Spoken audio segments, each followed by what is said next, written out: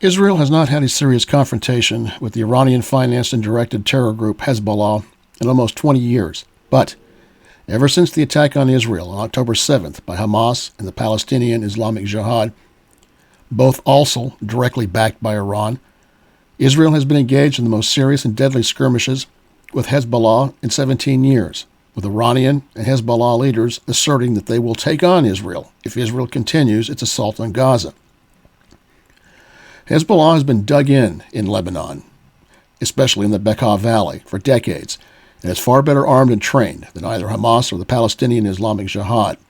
As I previously reported, Iran, in secret with Hamas and the Palestinian Islamic Jihad, may have planned to attack Israel through Hezbollah once Israel invaded Gaza, which presumably Iran, Hamas, and the Palestinian Islamic Jihad could have expected Israel to do and planned accordingly. Yesterday, an Israeli military spokesman said the Israeli army had thwarted an attempt by Hezbollah terrorists to infiltrate Israel from Lebanon. Yesterday, Hezbollah also launched 6 anti-tank guided missiles at Israeli towns and military posts along the border, wounding 3 people. The terror group also fired 2 rockets and a drone at northern Israel. In response, Israeli fighter jets carried out strikes against Hezbollah sites and observation posts in southern Lebanon, killing 5 members of the heavily armed terror group. The 4 Hezbollah terrorists who attempted to infiltrate Israel yesterday were killed as they tried to place an explosive device near the border fence. The 4 terrorists were spotted by an IDF surveillance position as they tried to reach the border fence without being seen. In response, the Israeli army launched an aerial attack on the area, much like it has been doing all week since the Iran-backed attack on Israel. The attempted infiltration came just days after another thwarted attempt by Hezbollah terrorists to infiltrate Israel. The Israeli military said Saturday they killed an unspecified number of Hezbollah operatives as they attempted to sneak into Israel using a drone to target them.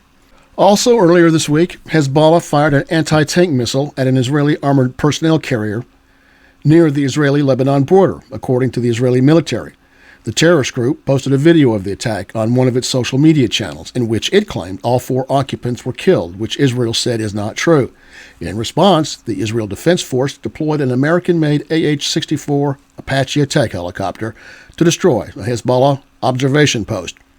In one northern Israeli town, an anti-tank missile fired from Lebanon struck a vehicle, injuring 3 people, according to Israeli media reports and Hezbollah social media, where Hezbollah posted a video it said shows the missile being fired.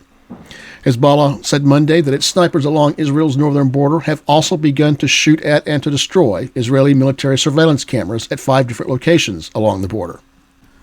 That Hezbollah is targeting Israeli military surveillance, radar, telecommunications, and defense facilities along the border with Lebanon indicates that if and when Hezbollah decides to launch its own all-out attack on Israel from the north, opening a northern front against Israel, that one of its first tactical objectives will be to destroy as many of these eyes and ears of the Israeli military as possible. All of these incidents I just mentioned come amidst heightened concerns that Hezbollah will indeed open a northern front against Israel just as soon as the Israeli military begins its expected land assault into Gaza. In fact, both Hezbollah and Iranian leadership have stated as much. Now, Israel's going into Gaza is to root out and destroy once and for all Hamas and its military wing, the Al-Qassam Brigade, as well as the Palestinian Islamic Jihad and its military wing, the Al-Quds Brigade, both of which were involved in the horrendous attack on Israel on October 7th. Now, the Palestinian Islamic Jihad, its military wing, the Al-Quds Brigade, was responsible for the failed missile firing that struck the Al-Ali Arab Hospital in Gaza City, killing, it is feared, hundreds.